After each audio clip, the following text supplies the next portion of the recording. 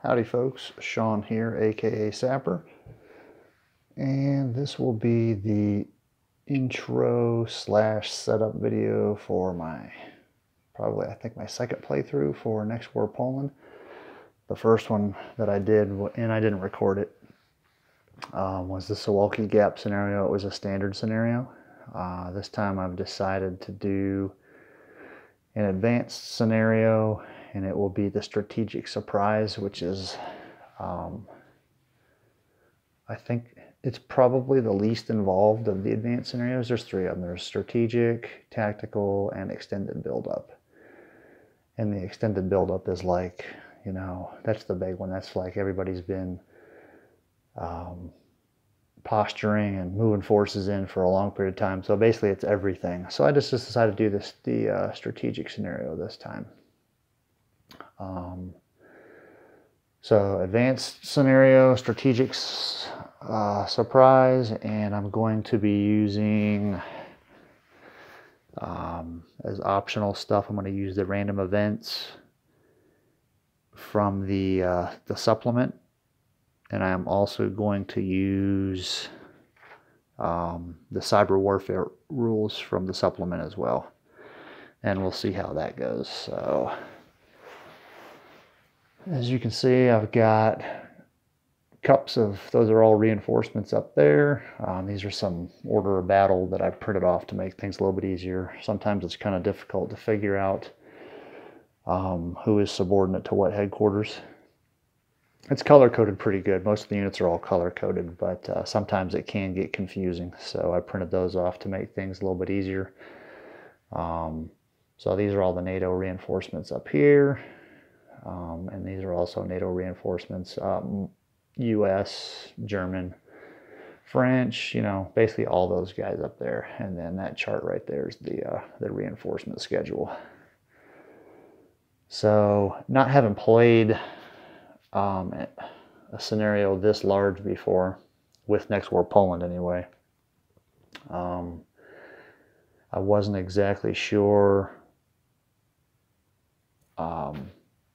how to place the Russian and the Belarusian units, because the NATO guys, they start in specific spots, but the Russian and Belarusian, some of them start in designated areas, but the majority of them you can put wherever you want. So I wasn't, you know, not having played it before, I wasn't sure, you know, where the best place to put them was. So you're not going to see necessarily optimal gameplay here, and you'll probably see some rules mistakes being made. You know, that's just, with a game like this, you're always gonna make mistakes. So I've got, up in Kaliningrad, I've got those Soviet forces up there. You can see that's a pretty big stack right there. Normally the stacking limit is 4 stacking points in a hex, but if they are of the same formation, which basically if you look at the color in the headquarters is orange. So as long as everybody is orange that's in that hex, then you can disregard stacking limits. So we got all the Russians up there. We got a couple Polish brigades scattered throughout. You only start with one American brigade or US brigade, so I decided to put them there. And then there's their helicopter support there. I put the supply depot there. There's plenty of roads in Next War Poland, so supply won't be as much of an issue as it might be in some games, but you never know. We'll see how that goes. And then I think, yeah, I put a MSU right there, mobile supply unit right there. So, and then you can see there's Polish headquarters and a brigade right there. And we've got the Polish, we got a helicopter here. I don't remember. Oh, there's the other one up there. So this is the operational display. And then Next War Poland uses what's called a strategic display. So there's our strategic display. So basically you can like consider like this area right here.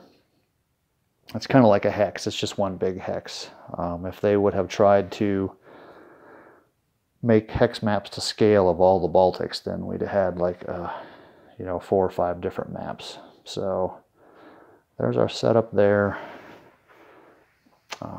We've got some more Soviet brigades and divisions right here in Kaliningrad. The white means these are like independent brigades, so they have to obey stacking limits. So, and that will, if I put a white brigade in with like the green color, then stacking would definitely have to be enforced. We've got the Belarusians that start here, obviously in Belarus, and I decided to put some Soviet units here as well. Got the Lithuanians, the Latvians right here, and then the bulk of the Soviet forces I decided to put here rather than try to stick them all on the operational map. So we got a surface action group here, Russian. I'm probably going to say that a lot, Soviet. Another surface action group here. And then we've got all of our other displays. So here's our turn track, supply track, missile track, nuke point track. Basically, you track a lot of stuff on that. The Russian and Belarusian air display, the NATO, US air display, and then here's our air defense, detection track, SAM track, AAA, all that good stuff. Now, previous iterations of the game, this display here, well, I think that was always on the maps, but this display here was, they were separate cards, kind of like these, right? They were in separate cards, which I really liked. I don't like them being part of the map. Also, in previous versions of the game, this display was also its own card. And I'm not really sure if I like it being attached to the map like this. I liked it where you could, you know, set it where you wanted to, and you could move it if you needed to. Obviously, with all the chits on it, it would be hard to move, but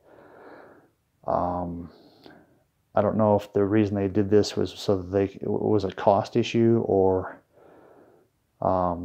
it just all fit nicely on the operational map, or excuse me, the strategic map. But it's one of my few, it's a minor nitpick that I have with the game, is the way they incorporated all this stuff on the map, and you're not able to put it where you want to put it. So anyway, we'll see how it goes.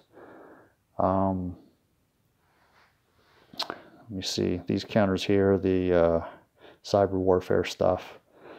Cyber warfare counters. Got all my rule books and charts and cards, and these are all my generic chits and stuff, you know, for strikes and all that kind of stuff. Got my dry erase, bunch of dice.